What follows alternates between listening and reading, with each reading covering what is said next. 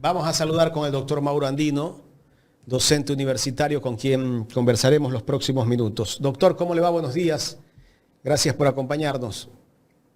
Muy buenos días, estimado Jaime. Gracias por la invitación. Un saludo cordial para todos ustedes.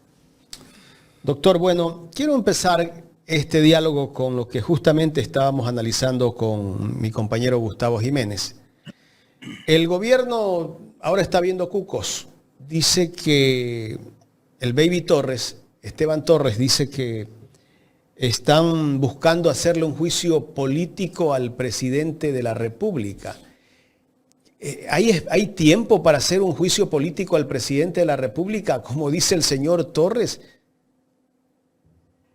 No, Jaime, lamentablemente creo que ahí hay unas acciones bastante desacertadas en lo jurídico principalmente, porque el artículo 129 de la Constitución señala con absoluta claridad cuáles son las causales por las cuales un presidente o una vicepresidenta de la República pueden ser enjuiciados políticamente, y usted tiene tres causales específicas.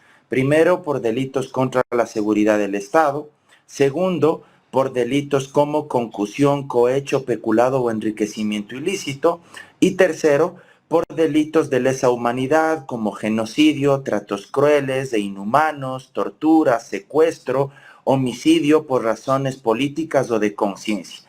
Ninguna de estas conductas han sido ni siquiera enunciadas de manera sospechosa o presunta por alguno de los legisladores en contra del presidente Daniel Noboa. Consecuentemente, yo la verdad no sé de dónde se saca esta teoría de la conspiración, más bien yo la denominaría antes que una hipótesis real, concreta, sobre algo que se esté fraguando efectivamente en la Asamblea Nacional. Reitero, jurídicamente esto no procede. Tampoco cabe el tema de la activación nuevamente de la muerte cruzada, porque esto solo se lo puede hacer durante los 3 primeros años de mandato. Además, estamos completando un periodo de gobierno que ya fue interrumpido precisamente como resultado de la activación de la muerte cruzada, de la disolución de la Asamblea por parte del expresidente Lasso. Es decir, este es un mini periodo que se está completando únicamente con relación a un periodo que se vio interrumpido por esta circunstancia. Es decir, aquí no cabe ni el juicio político ni un posible proceso de destitución que está en cambio amparado en el artículo 130 de la Constitución, por las razones jurídicas y por los hechos fácticos que yo aquí me acabo de permitir exponer a ustedes. Doctor Andino, buenos días. Con estas declaraciones del viceministro de Gobierno, ¿se podría definir que hay un hiperpresidencialismo en este país? Yo creo que ahí, Gustavo, muy buenos días, hay que separar un poco los temas, ¿verdad? El hiperpresidencialismo más bien se refiere al diseño y a la arquitectura institucional que está plasmada en nuestro texto constitucional. Es decir, en palabras más simples, para hablar de hiperpresidencialismo tenemos que referirnos a las facultades extraordinarias o esas potestades exorbitantes de las cuales goza un presidente de la República y la función ejecutiva en su conjunto respecto de otras funciones del Estado. Y ciertamente no es la primera vez lo que yo voy a decir este instante, lo he repetido en innumerables ocasiones. Yo sí creo que nuestra Constitución, la de Montecristi, más allá de que tiene enormes virtudes, sobre todo en la parte dogmática, en el catálogo de derechos, también es una Constitución hiperpresidencialista, que le da demasiados poderes, demasiadas atribuciones al Ejecutivo y al Presidente de la República y termina por minar las capacidades institucionales de las otras funciones del Estado, principalmente del Legislativo. Por eso es que la semana pasada se aprobó la enmienda constitucional que permite al Legislativo ratificarse en sus textos iniciales cuando han sido vetados parcialmente por el presidente de la República sin que necesite mayoría calificada, 92 votos. Sino que la Asamblea ahora, para ratificarse en los textos inicialmente aprobados y decirle no estoy de acuerdo con su veto al Ejecutivo, ya no necesitará mayoría calificada, al menos 92 votos, sino que únicamente necesitará mayoría absoluta, 70 votos.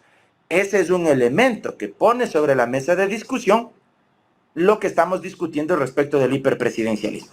Yo creo que más bien las aseveraciones de Esteban Torres me parece tienen un objetivo político: tratar de construir un enemigo, tratar de buscar un justificativo y usar estos niveles de mayor o menor descrédito que los parlamentos, que las asambleas tienen en nuestro país y a nivel del mundo. No es que los parlamentos sean las instituciones políticas mejor valoradas o las más queridas, por hablarlo en términos coloquiales, por parte de la opinión pública. Entonces, claro, ahí lo que busca es Esteban Torres y el gobierno nacional construir un enemigo, un adversario, de forma paralela o similar a lo que hizo en su momento Guillermo Lasso. Encontrar un justificativo, sobre todo en medio de un nuevo auge y de clima de inseguridad delincuencial, de sicariatos, de asesinatos, para justificar la ineficiencia en ese sector por parte del régimen, pero sin ningún tipo de asidero ni fundamento estas acusaciones, porque como he dicho, ni aunque tuvieran esas intenciones, no se puede, porque la Constitución es clara y es imposible llegar a materializar lo que aquí se ha acusado.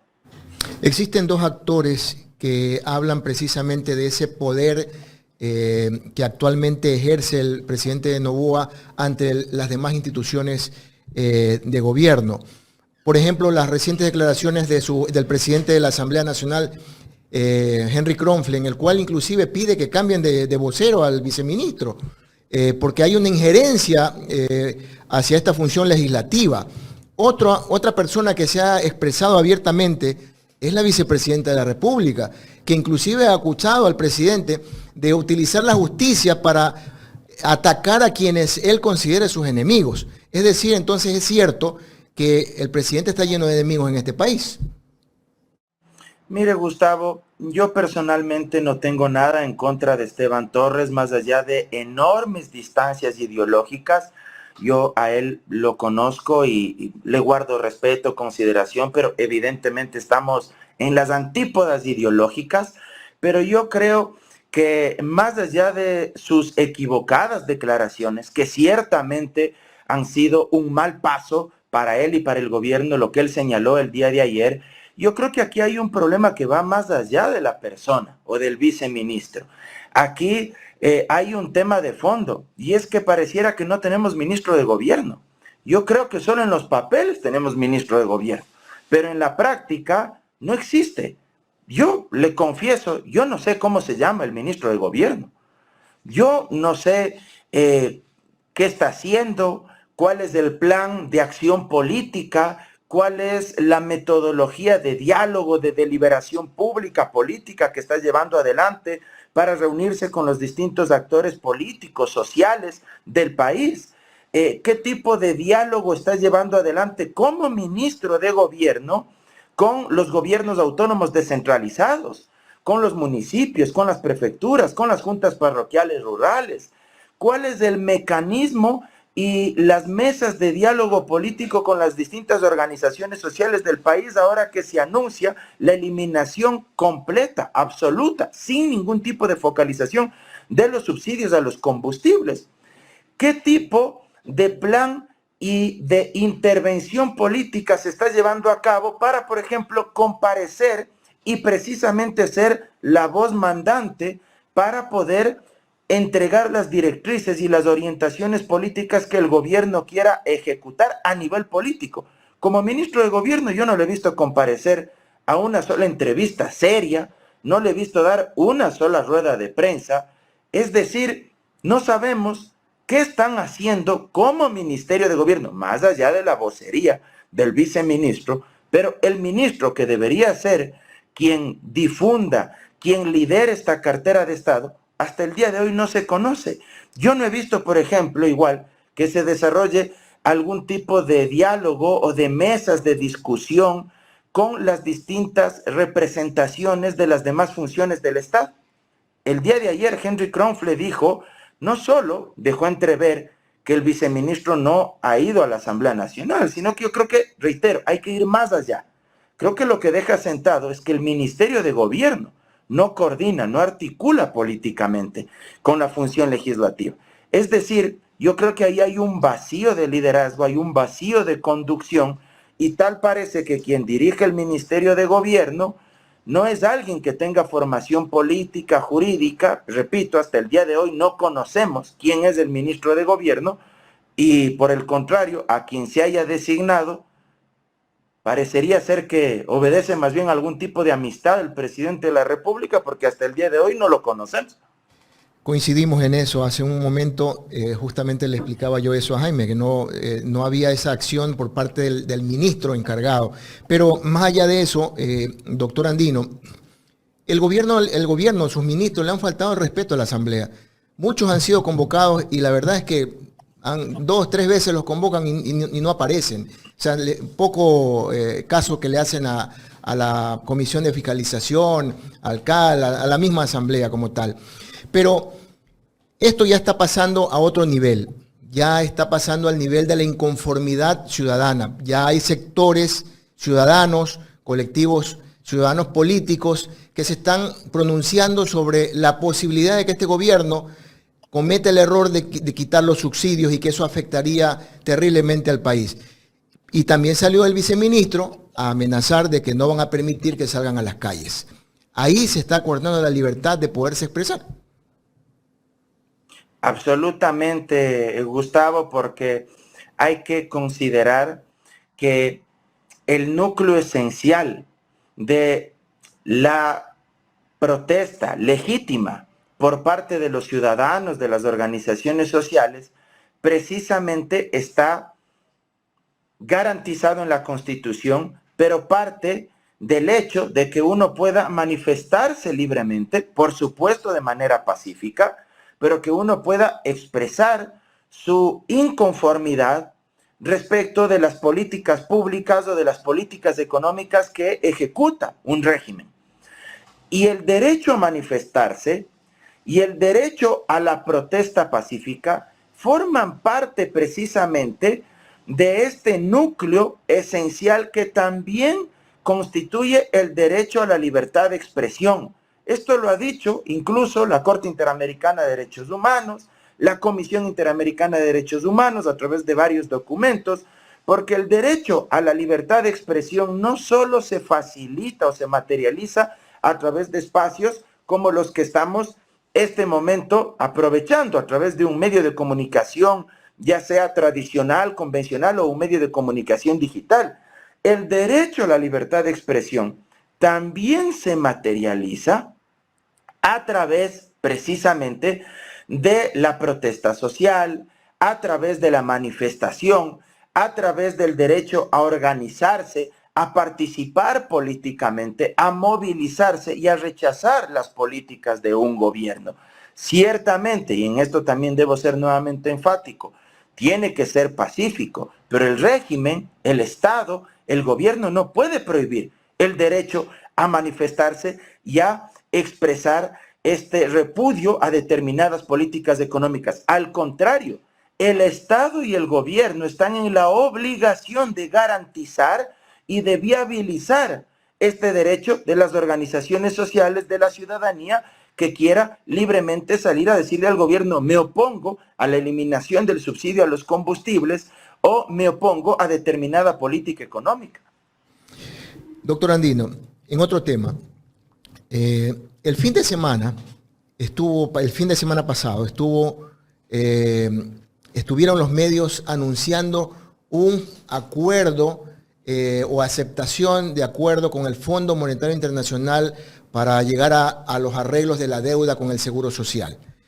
Y 4 días después vemos el malestar del gobierno, luego de que se aprobara esa posible reforma a los vetos presidenciales, en el cual le afectaría precisamente tener participación mayoritaria dentro del directorio del IES, lo que afectaría ese acuerdo que tiene con el Fondo Monetario Internacional. Yo me pregunto aquí, doctor Andino, ¿Es necesario que un gobierno tenga que pedirle autorización a las multilaterales, en este caso el Fondo Monetario Internacional, para poder administrar bien el seguro social de los ecuatorianos? ¿Dónde está el derecho del asegurado a quien no se le pregunta nunca? Mire, Gustavo, es lamentable el papel que está jugando el presidente Noboa respecto del rol o de la articulación que tiene con el Fondo Monetario Internacional. Y es lamentable porque la gente eligió a Daniel Noboa y a Verónica Abad como presidente y vicepresidente de la República. Y eligió a 137 asambleístas para que los representen en el Parlamento. No eligió al Fondo Monetario Internacional como presidente de la República. No eligió al Fondo Monetario Internacional como Asamblea Nacional. El Fondo Monetario Internacional es un organismo multilateral de crédito que efectivamente apoya, entre comillas, a los estados a través de desembolsos o de créditos. El problema, y por eso decía entre comillas, es que se hacen estos desembolsos imponiendo condiciones leoninas, perniciosas para los estados, y que terminan por repercutir básicamente en los ciudadanos, en el pueblo de esos países, en este caso en contra del pueblo ecuatoriano, porque esas condiciones generalmente lo que exigen es que se aumenten más impuestos regresivos que terminan por afectar a la clase media y a los sectores populares, tal como ya se hizo aquí, incrementando el impuesto del IVA al 15%, o que se reduzca la inversión pública por parte del Estado, que se reduzca la inversión social en sectores como educación, salud, que se reduzca el tamaño del Estado aún más de lo que ya se lo ha hecho, el austericidio económico terrible, funesto, del cual son víctimas los ciudadanos, porque entre más se reduce el aparato del Estado, menos servicios públicos existen para la gente.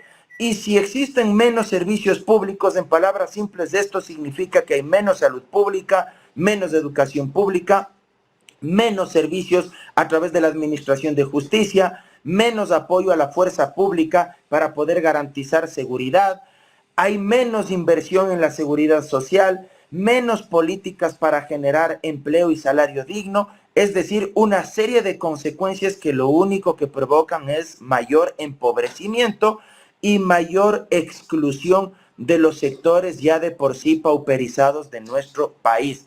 Eso es lo que se provoca con estos condicionamientos y estas políticas impuestas por parte del Fondo Monetario Internacional. Y algo adicional, no se transparentan estos acuerdos con el fondo.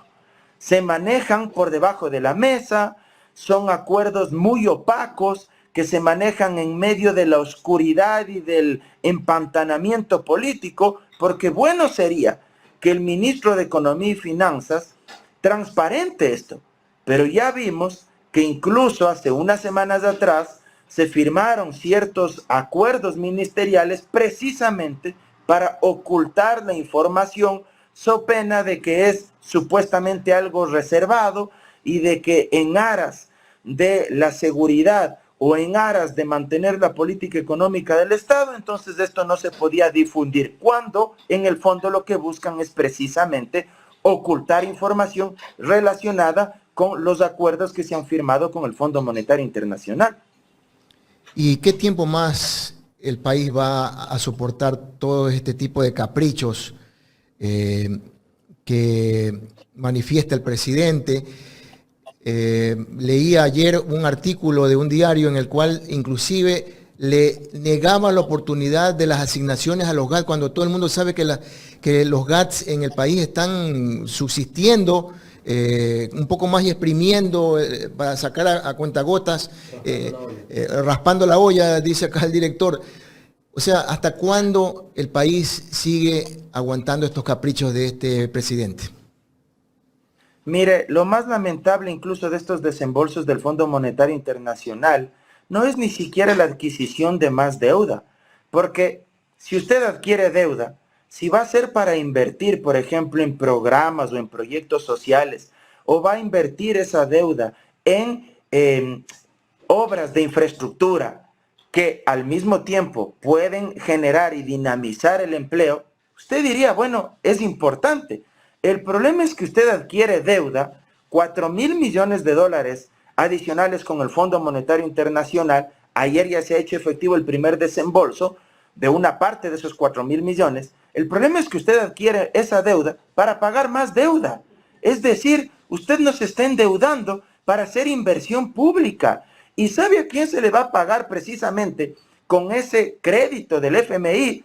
Aunque parezca absurdo, aunque suene a locura, ese crédito de 4.000 millones de dólares va a servir para pagarle los créditos anteriores que fueron adquiridos en los gobiernos de Lasso y de Moreno al mismo Fondo Monetario Internacional. Es decir, el FMI le presta 4.000 millones no para que usted invierta en el sector social o en obras de infraestructura y que genere empleo, sino que le presta 4.000 millones de dólares para pagarle deuda al mismo FMI, al mismo otorgante, al mismo acreedor. Eso es lo que está sucediendo en el Ecuador.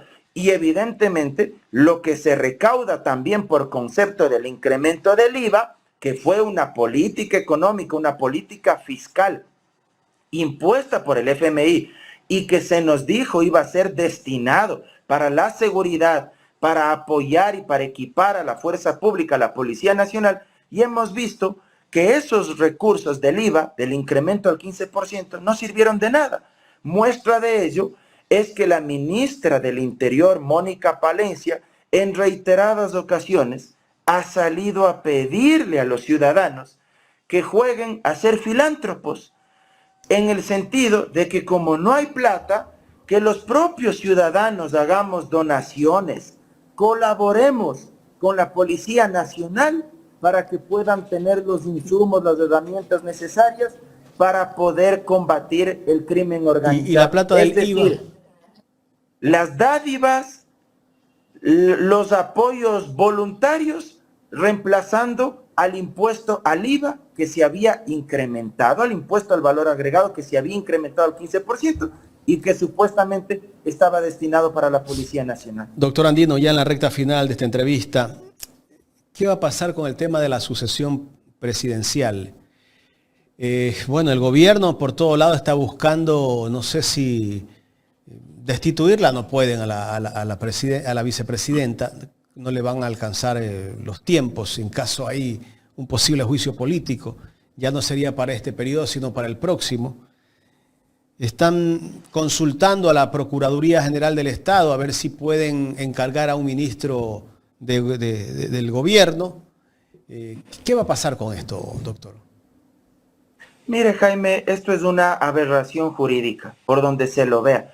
Aquí algunos actores políticos aliados al régimen han tratado de darle la vuelta, de dorar la píldora, han invocado incluso un dictamen de la Corte Constitucional del año 2010, desnaturalizando el verdadero contenido de ese dictamen y pretendiendo hacerle decir a la Constitución y al Código de la Democracia, haciéndole decir lo que no dice, como diríamos aquí popularmente en la sierra, ¿verdad? Mire, el artículo 146 de la Constitución señala que en caso de ausencia temporal del presidente de la República, sea por enfermedad o sea por licencia temporal concedida por la Asamblea Nacional, quien tiene que reemplazarlo es la vicepresidenta de la República. Y el artículo 93 del Código de la Democracia señala con absoluta claridad que cuando una autoridad de elección popular postule para el mismo cargo en la siguiente elección, tendrá que sacar licencia obligatoria sin remuneración para poder participar en esa campaña electoral. Es decir, que desde que inicia la campaña tiene que actuar como candidato, pero dejar el cargo porque tiene que acceder a una licencia obligatoria sin sueldo. Es decir, que el artículo 93 del Código de la Democracia es concordante, es coherente con el artículo 146 de la Constitución. Una vez que Daniel Noboa inscriba su candidatura, se califique su candidatura y empiece la campaña electoral, que durará aproximadamente unos 40 días, durante ese periodo él tiene que hacer uso de una licencia sin remuneración. ¿Y quién tiene que reemplazarlo? La vicepresidenta de la República, porque eso señala el artículo 146 de la Constitución. Mucho más cuando la misma Constitución señala que la función primigenia, la función natural, principal de una vicepresidenta, ¿cuál es? Reemplazar al presidente cuando él esté ausente de manera temporal o de manera definitiva. Esa es la función principal de una vicepresidenta, sin perjuicio de que también puede cumplir las funciones que le asigne el presidente de la República. Y aquí vale hacer una precisión. Algunos han dicho que como está en Israel, entonces también ella está ausente del cargo, nada más alejado de la verdad. Y vean, no se trata de defenderle a la señora, porque yo mismo he sido profundamente crítico y duro con las posiciones ideológicas de la señora. La señora tiene vinculaciones con partidos de extrema derecha. Ella es antiderechos, es antiestado, es antiservicio público. Pero eso no quita que fue elegida en las urnas. Pues la señora fue elegida en la misma papeleta con el señor Noboa, nos guste o no. Entonces algunos han dicho, como está de embajador en Israel, ahí también se configura la ausencia temporal de ella y tendría que designarse a un ministro de Estado. Falso. La ausencia se materializa por enfermedad o por licencia. Y en el caso de ella, no opera ninguna de estas dos circunstancias. Ella está ausente físicamente del Ecuador, pero no está ausente del cargo, porque el cargo lo está ejerciendo en Israel como embajadora plenipotenciaria para la paz, precisamente porque esa tarea le encomendó ¿quién? El presidente de la República. Es decir, el cargo ella lo está ejerciendo. Una vez que Noboa deje el cargo para hacer campaña, ella tiene que venir acá y asumir la presidencia de la República. Y cierro con esto.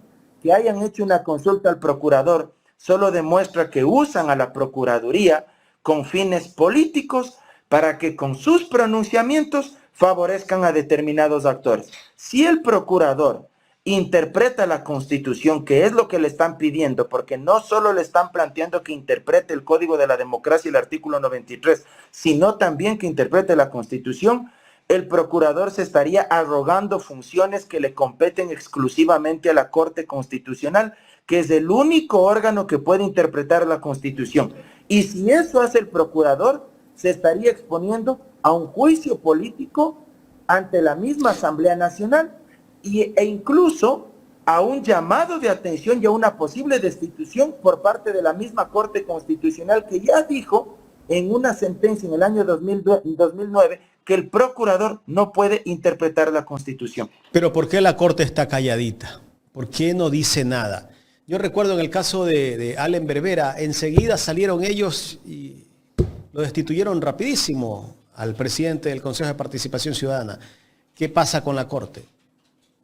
Mire, yo creo, Jaime, que ellos están actuando con bastante prudencia también en este tema. ¿Por qué? Porque seguramente la señora Abad no se va a quedar quieta si es que efectivamente, como todos presumimos, no le permiten reemplazar temporalmente a Daniel Noboa. Y ella probablemente presente una acción de protección. Y como presentaría una acción de protección, lo más probable es que ese proceso constitucional llegue incluso a conocimiento de la Corte Constitucional. Porque si es que ella presenta esa acción de protección, que yo estoy casi convencido que lo va a hacer, porque se estarían vulnerando sus derechos constitucionales ahí.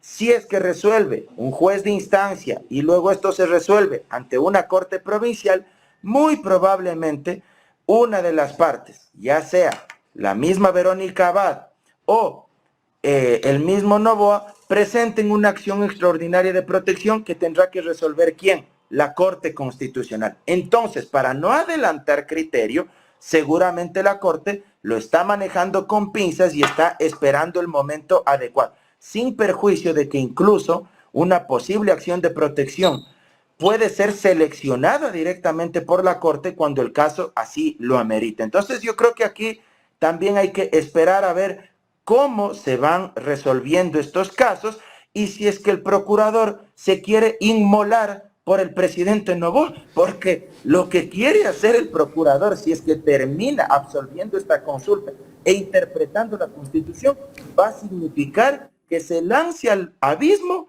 sin paracaídas, todo por el presidente Daniel Noboa. Veamos si está dispuesto a hacer por convertirse en defensor de Novita. Doctor, finalmente, ¿qué puede pasar en esos 40 o 45 días que llegase a asumir la presidencia la vicepresidenta Verónica Abad?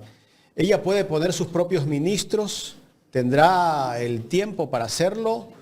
¿Podrá sacar los trapos sucios del gobierno? Ella, al asumir la presidencia de la República de manera temporal, asume todas las atribuciones y competencias que la Constitución le faculta al presidente de la República. No es que por estar únicamente 40 días, 45 días, ella no puede tomar decisiones como jefa de Estado. Ella, y esto es verdad, en esto sí coincido con lo que ha dicho Esteban Torres, es cierto que ella puede cambiar al gabinete, puede cambiar ministros, puede cambiar embajadores, puede cambiar gobernadores, podría incluso resolver temas relacionados con la política económica a nivel interno. Por ejemplo, decirle al ministro de Economía y Finanzas, lo del IVA, doctor.